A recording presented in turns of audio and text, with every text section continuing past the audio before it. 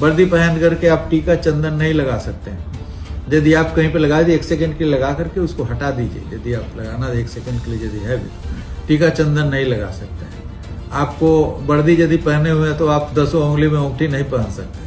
अलंकरण, किसी भी प्रकार का अलंकरण वर्जित है वर्दी के साथ। तो इन सभी चीजों के लिए ये सब लिखा हुआ है। इवन महिलाओं के लिए हम लोगों ने आदेश निकाला तो उसमें लिखा था कि आप इस प्रकार का यदि यूनिफॉर्म